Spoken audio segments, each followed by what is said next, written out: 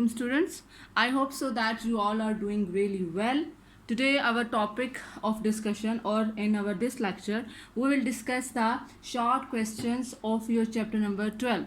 These short questions are from your exercise. There are almost 9 questions which we will answer and which we will try to understand in this lecture.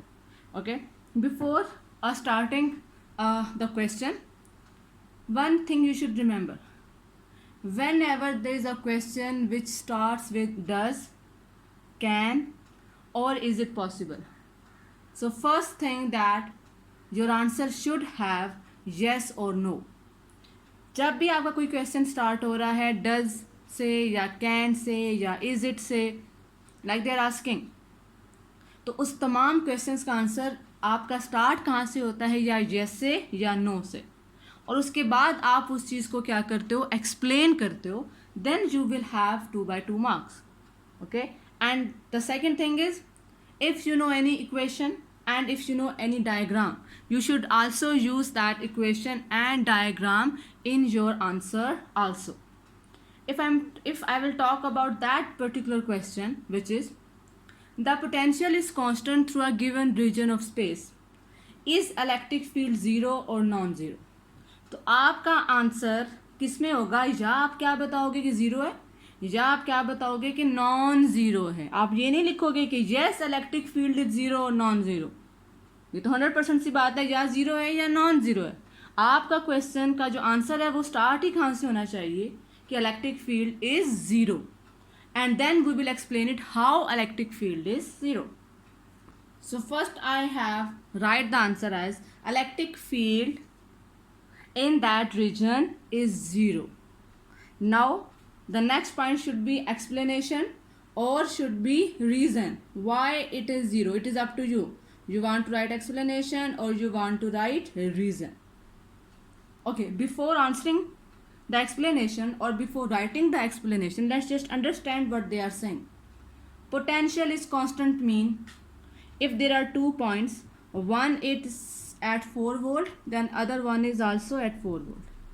One is at 8 volt, other point is also at 8 volt. It means there is no potential difference. There is no high potential, there is no low potential. Both are at same potential.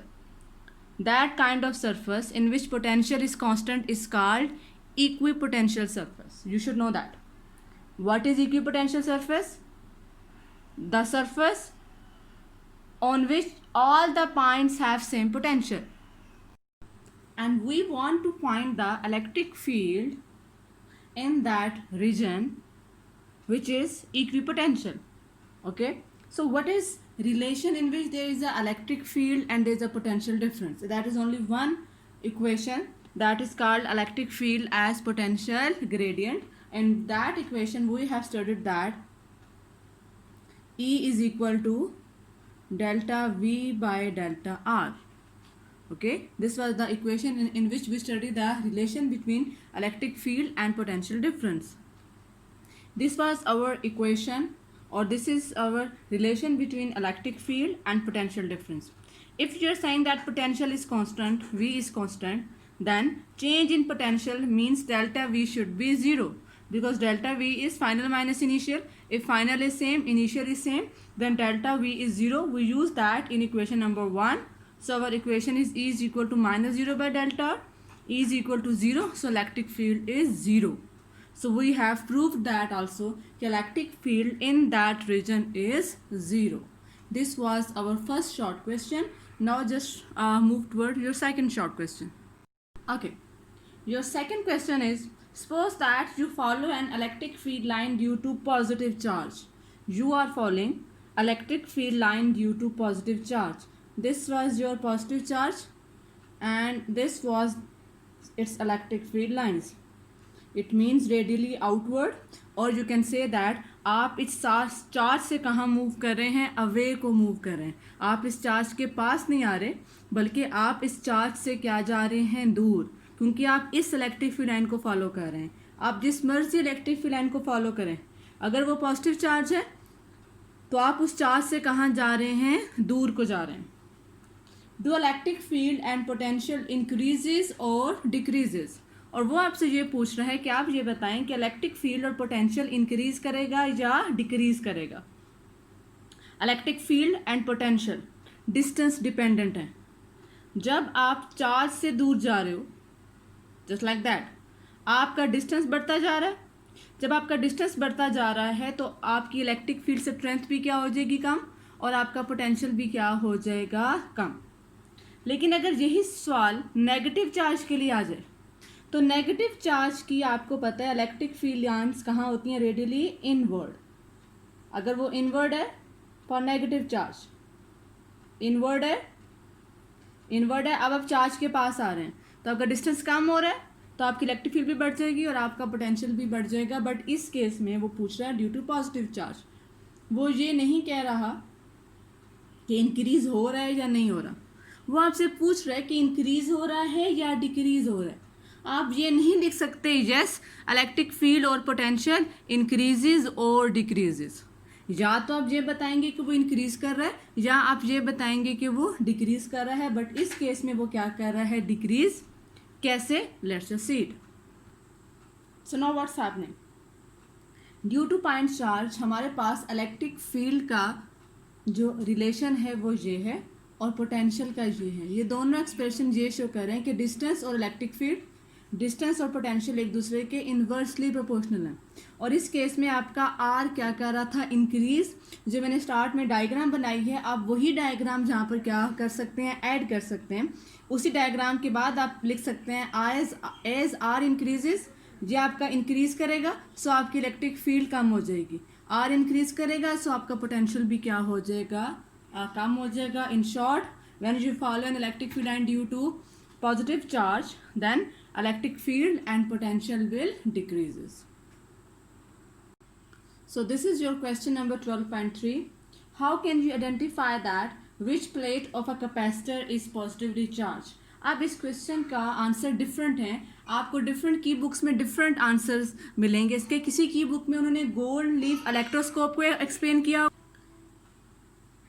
This is bit confusing may be for you, because many students, when I used to check the paper, many students have mistakes, in this explanation.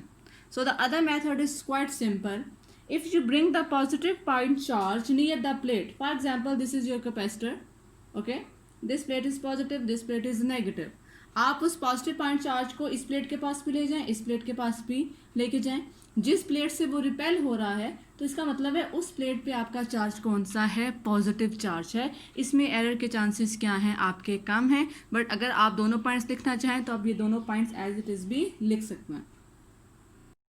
In question number 12.4 we want to show the force which is acting on a positive point charge when it is placed between two parallel plates. उन plates के ऊपर या same और equal charge है या opposite और equal charge है। पहले हम देखेंगे कि जब एक आप पॉइंट चार्ज को दो पैरेलल प्लेट्स में रखें और उन पैरेलल प्लेट्स के ऊपर सेम और इक्वल चार्ज हो तो फिर उस तो फिर उस चार्ज के ऊपर नेट फोर्स क्या एक्ट होगी, उसका हम क्या देखेंगे आंसर। पहले टॉपिक स्टार्ट करने से पहले लेट्स जस्ट गिव फर्स्ट कि what is happening. This is your positive plate, this is also your positive plate, okay, because similar and equal charge. और इन प्लेट्स के बीच में हमने किसको रख दिया, एक टेस्ट चार्ज को। जैसे हमने इस टेस्ट चार्ज को रखा तो इस टेस्ट चार्ज के ऊपर दो फोर्सेस एक्ट हो रही हैं। एक ये वाली पॉजिटिव प्लेट फोर्स लगा रही है, this plate is positive, this charge is positive, positive positive repulsion, and this charge will move just like that. At the same time this plate is also exerting force on this charge, okay, and this is positive, again repulsion, and due to this plate the repulsive force will be just like that. In that case repulsion, it will try to move there, that case repulsion, and that charge will try to move there. As a result, two forces are acting on this point charge. Both forces are what, equal in magnitude but opposite in direction. तो it means इस charge के ऊपर जो net force act होगी वो क्या होगी, zero, because ये दोनों फोर्सेस इक्वल इन मैग्नीट्यूड है बट ऑपोजिट इन डायरेक्शन। सो क्या लिखा मैंने, इस केस में इस पॉइंट चार्ज के ऊपर 2 फोर्सेज एक्ट कर रही हैं, equal in magnitude but in direction. अब हम इसका थोड़ा सा मैथमेटिकल रिलेशन देखते हैं। F1 is equal to minus F2। Net force क्या है, दोनों फोर्सेस को आपने क्या किया, ऐड किया, बट इक्वेशन 1 ने जो शो कर दे कि F1 किसके इक्वल है, माइनस F2 के। तो in place of F1 what I have written minus F2, this minus F2 plus F2, these two forces will be cancelled out, so net force will be 0 on that charge. Okay, this is was the case when we have similar and equal charges. Now let's just see, we will see what happens when opposite and equal charges. Okay, it means the charge on these two plates is equal but opposite, mean one is positive and the other is negative. Then what will happen, let's just see that. Opposite and equal charges, let's just say again we have two plate, one plate is positive, other plate is negative, और इन दोनों plates के बीच में आपने किसको रखा हुआ है, एक टेस्ट चार्ज को या एक पॉइंट चार्ज को या कोई चार्ज है आपका. This plate will repel this charge and obviously this charge will move in that direction. Okay, this plate will attract that charge, so again that charge will move in that direction. It means in this case both forces have same direction. Look at it again. This is positive, this positive will repel it and this charge will move away. This is negative, this is positive, this negative will attract it, so this charge will again move in that direction. So now in that case both forces are acting on along the same direction.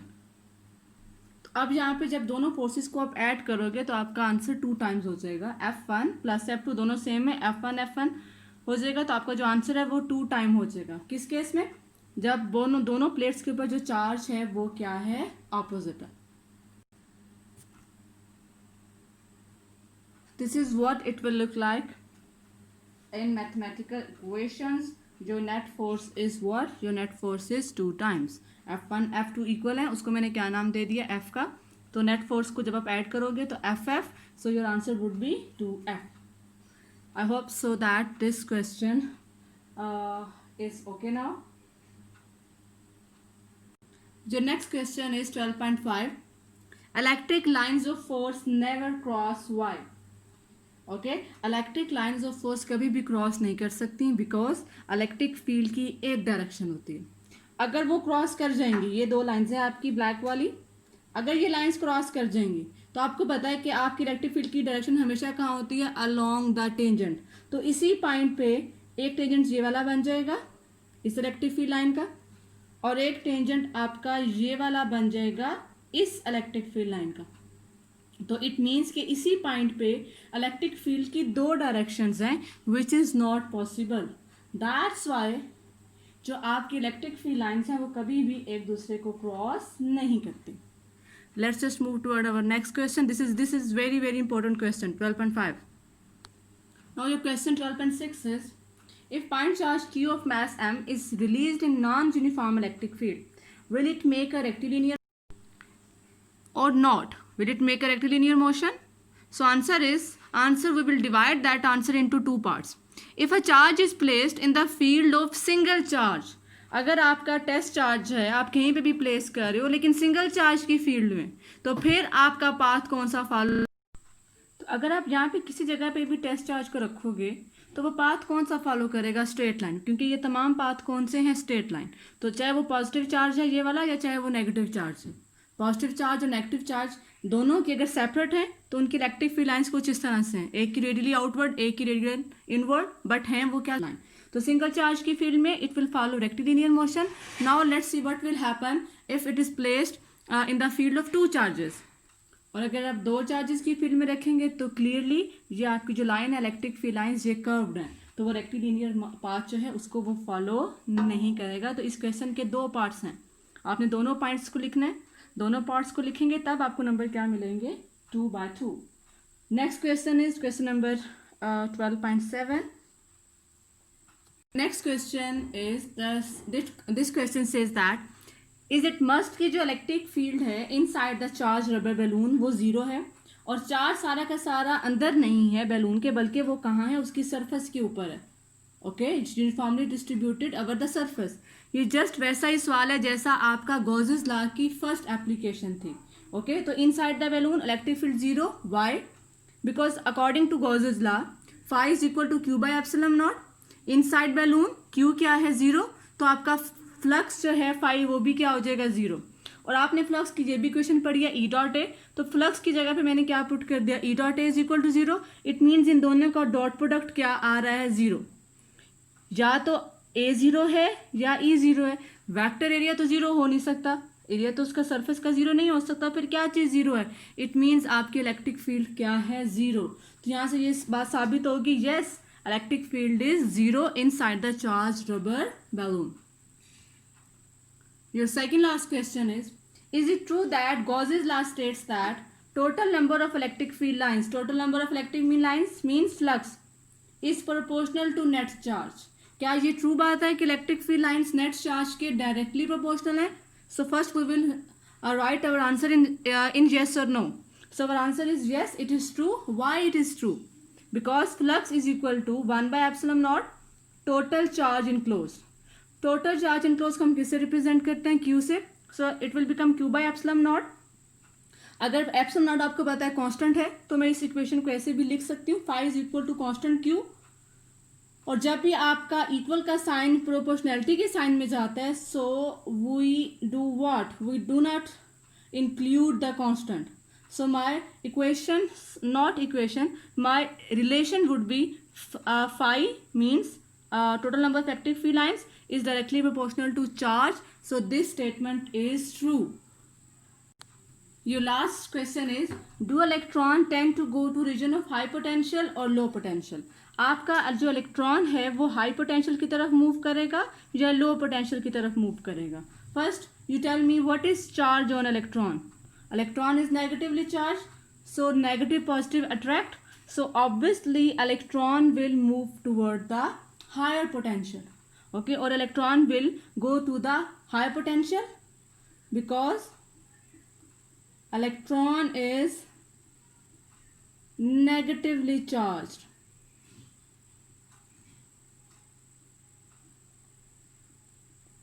Electron is negatively charged, so it will move